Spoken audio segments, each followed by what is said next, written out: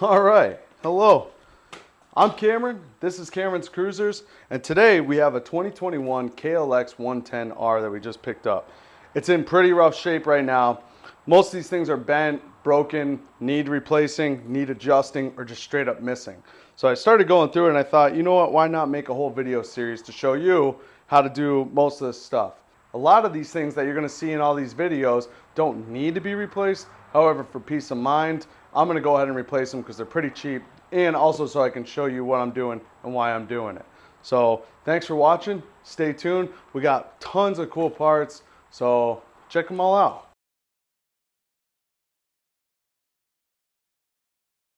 All right, so for today's job, what we're going to need this 3/8, an extension, and then this is a special tool right here. It's a 5/8 with some rubber on it. I don't know if you can see that down there. No, you can't. Flash isn't on.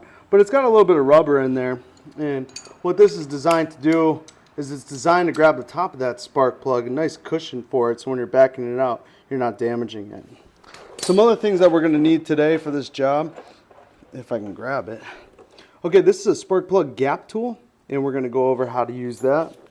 And lastly, we have a new spark plug. The spark plug we're going to be using for the KLX110 is going to be a CR6HSA. That's the spark plug you want. This one's by NGK. All right, let's do it. All right, with the spark plug, first thing you're going to want to do is turn it off. You're looking at your KLX110. On the right side of the bike, you're going to see this wire. Ooh, let me turn you a little bit. There we go. You're going to see this wire, and that's where your spark plug lives. So to remove it, make sure the bike is off. We're going to remove this rubber boot right here. You can tuck it up under, just like that. Using your 5/8, you're going to break it. Ready, steady, loosey, loosey, super simple. And pull it straight out. All right, let's talk about spark plugs and spark plug gaps. All right, so Kawasaki calls for your spark plug gap for the KLX110 to be 0.024 to 0.028. So how we're going to use this tool is we're going to put it into the bottom, the thinnest part of the spark plug gap tool, and we're going to rotate the spark plug until it stops. And it's still going, right about there is where it stops. So this spark plug is sitting at 0.048, I would want to say. So that's way out. Granted, it was still sparking, but yeah, that's way out. So this one, this is the new one. So it's stopping at right around 0.025 to 0.026. So that's within the manufacturer's spec. Now, if it was too short, you could bend it up just very slightly, but I honestly just recommend bringing it back and getting a new spark plug. Okay, so one thing I like to do before I reinsert the spark plug into the motor is I like to seat it all the way in its coil. I like to turn the bike on. Then I like to ground out the spark plug. Here, I'll turn it so it's facing you. And I like to check and see if there's spark. So now I'm going to hit the ignition button. Here, I don't know if you can see that, but let's get in there. Right there.